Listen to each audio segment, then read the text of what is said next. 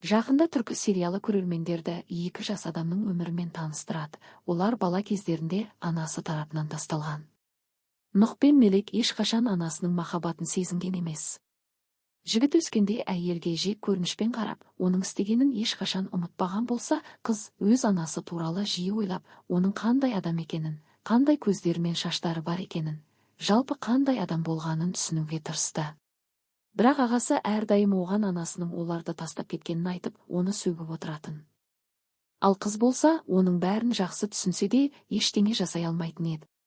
Оның ішінде әлі де сол бала қалды, ол анасының махаббатын алғысы келетін. Нұх пен Мелек кедейлікпен, бірақ махаббатпен өсті. Оларды әжесі тәрбиеледі, ал аналарын олар мүлде есіне алмайды. Бір түнде жаңбырлы ауада анасы оларды тастап кеткен болатын.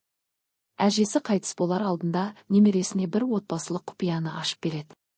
Белгілі болғандай, олардың анасы Сумру Каппадокияда өмір сүреді және бай адамға тұрмысқа шыққан. Нұх пен Мелек анасын табуға шешім қабылдайды. Бірақ Нұх анасына қарсы, оны сатқын деп санаса, Мелек анасы туралы арманын жүзеге асыруды армандайды. Алдымен олар анасының жаңа отбасында 2 баласы бар екенін біледі, және ол өз өткенін барлық адамнан жасыруға тырысады. Нұх, Мелек және Сумру осы жаңа қиындықтарға тап боларынан хабарсыз. Нұх пен Мелек анасын табуға тырысады, себебі оларды бай еркекпен өмір сүріп тастап кеткен. Қазір Сумруда жаңа балалары бар, және олар оның бұрынғы өмірі туралы ештеңе білмейді. Сумру 2 өмірді де бөлек ұстауға тырысады.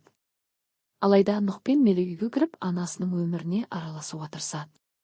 Нұх Севилаймен жақындасады, ал Мелек Джиханмен танысады. Сумру қанша тырысса да, жастар олардың арасындағы байланыстарды тоқтата алмайды. Олар бір-біріне ғашық болады, және жаңа сезімдер оларды бұрын аса қызықтырмаған нәрселер туралы ойлауға мәжбүр етеді.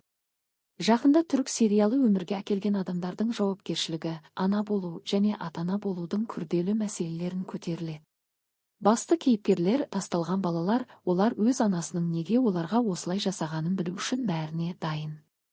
Олар анасының алдында тұрып, оның ұзақ жылдар бойы қашып кеткен сұрақтарына жауап іздейді. Бірақ анасы не істеуі керек, егер оның балаларын тастап кеткені белгілі болса? Және бұл балалар жаңа отбасында тәрбиеленген кезде олардың шындықты білгенін қалай қабылдайды? Сумру не істерін білмей, бірақ қашып құтылуға болмайтынын түсінеді.